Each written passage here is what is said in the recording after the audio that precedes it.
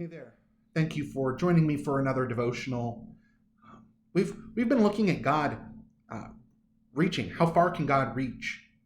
And a lot of that has addressed things like pain and suffering. And um, this week and next week, we're going to look at two very different, but I think equally helpful looks at pain and suffering. I think both of them have helped and can help a large number of us deal with questions around God and God's love and goodness and suffering. And I do gravitate more toward one than another. I think all of us will gravitate more toward either what I'm going to share this week or what I'll share next week, and that's okay. I think both of them have proven to be very helpful, and I don't think that there has to be one answer. I think God is big enough that each one of us will kind of see the answer that we experience of God with suffering, and that's okay. This week's devotional is from the Ravi Zacharias International Ministries devotional, A Slice of Infinity.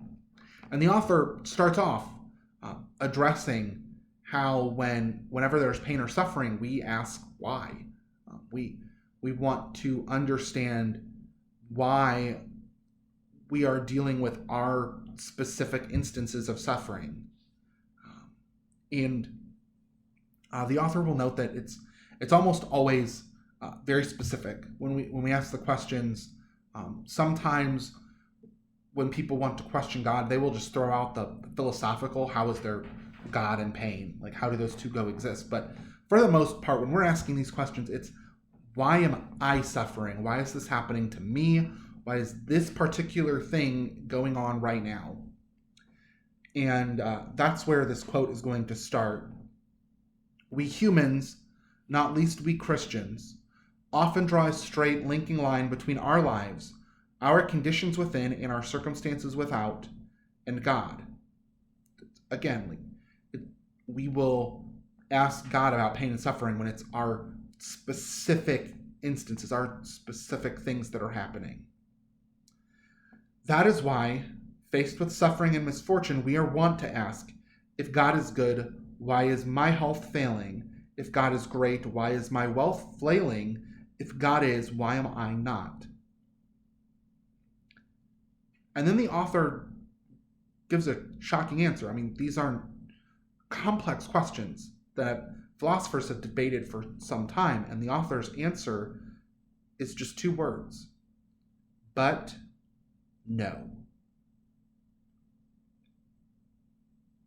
The question wasn't a yes or no question, but the author answered no. The author goes on to explain this. We need to learn to delink our existential realities and circumstantial instabilities from God's eternal reality and essential stability. Why, of course, sooner or later our health will fail. Why, yes, one time or another our wealth will flounder. We may be distressed when, not if they do, but we should not be surprised. Indeed, we should expect them to fail, for they are not God. Only God will not fail. Only God is God. That is why the prophet Habakkuk says, though the fig tree should not blossom, nor fruit be on the vines, the produce of the olive fail, and the fields yield no food, the flock be cut off from the fold, and there be no herd in the stalls, yet I will rejoice in the Lord. I will take joy in the God of my salvation. For Habakkuk, the reality and stability of God is conceived wholly apart from our contingencies and variabilities. Preaching on this passage from Habakkuk, George Muller says, what is it that brought this man of God, Habakkuk, to the decision that though he should lose everything, though he should be reduced to a state of the greatest poverty and difficulty and affliction, yet he would rejoice in Jehovah? What is it that brought him to this? Because the living God has given himself to every one of his children. so that whatever they may lose in regard to the things connected with this life, God remains to them. In other words, their all remains to them. They are not, and they never really and truly can be, losers of anything that is worth anything, for God remains.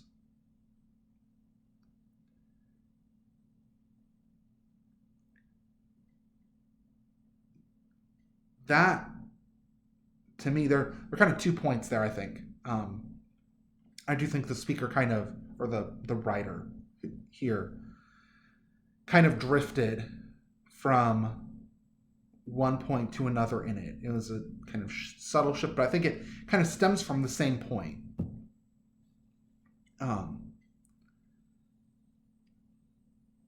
So at first, you have the fact that, like,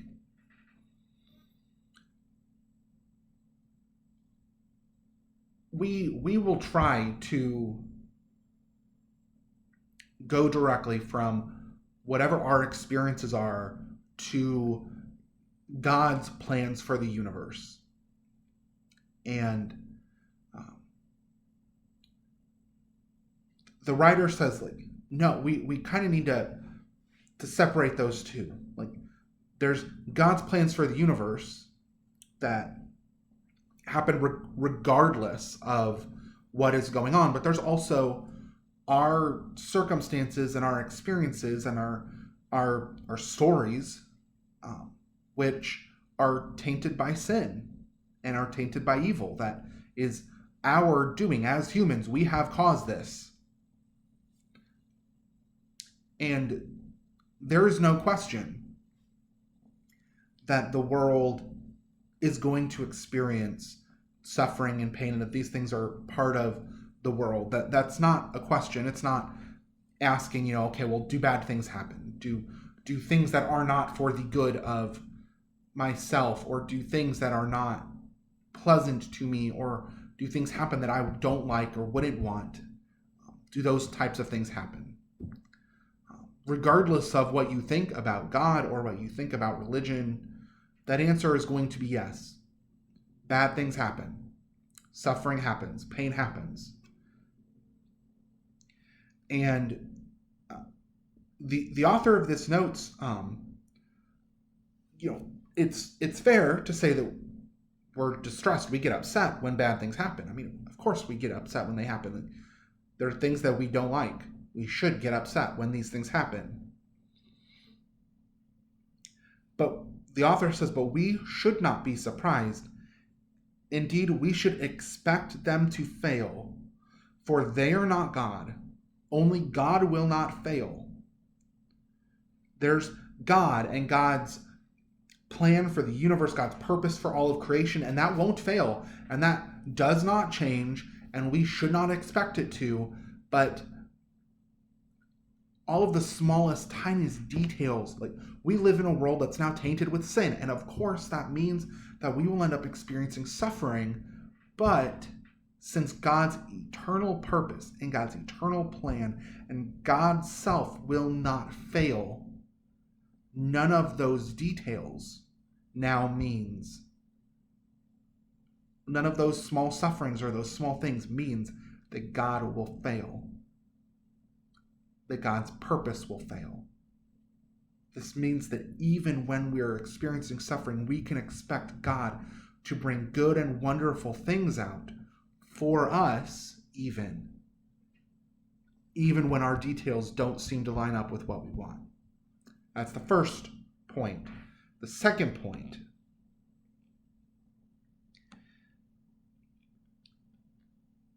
is in the quote from George Muller. In why did Habakkuk not link his suffering and his losing everything with withholding praise from God? Like, he's going to continue praising God no matter what is going on. Why is this? George Muller points out, because the living God has given himself to every one of his children, so that whatever they may lose in regard to the things connected with this life, God remains to them. In other words, their all remains to them. They are not, and they never really and truly can be, losers of anything that is worth anything, for God remains. And this is saying, so on the one hand, it's saying, we can expect our health to fail. We can expect some type of pain. We can expect some type of suffering. That's what's going to happen in this world now. And it's going to happen however you choose to explain it away.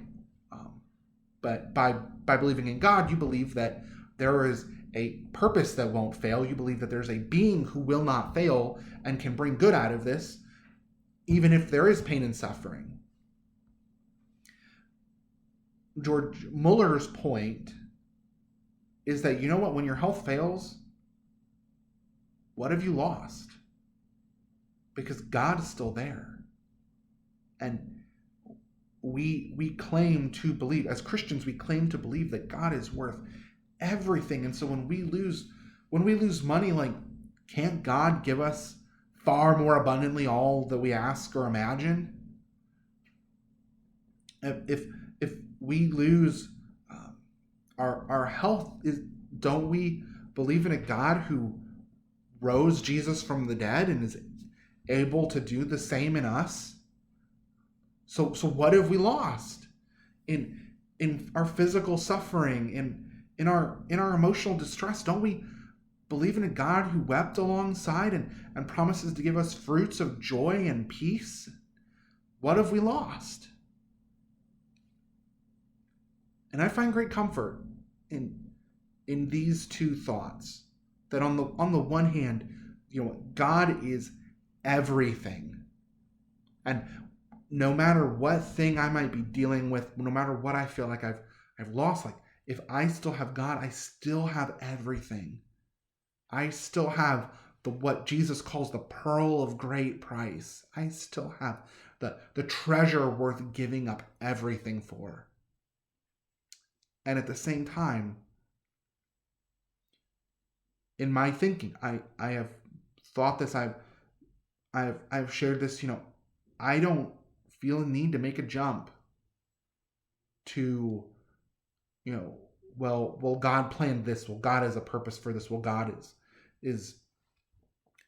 God had to have a reason for this suffering. I would rather just take a step back and say, you know what? If anyone can make this mean something, can make this worth something, if anyone could not fail you in this moment, that's God. God can make all things work together for the good of those who love him. God can talk about going through suffering and then say, I know the plans that I have for you, plans to prosper you and not harm you, even if this thing in front of you is painful and hard. Without God, it doesn't make sense. It's just difficult. It's just hard. But with God, good can come from it. And that's what I see in this devotional. That's the way that I typically see pain and suffering. And maybe the thoughts of comfort to you. And if so, I pray that God does comfort you with it. Maybe you hear this and this just isn't quite matching up for you. Next week I'll have another perspective on this that I would encourage you to check in at. Maybe it will provide you more comfort. God bless you. Take care.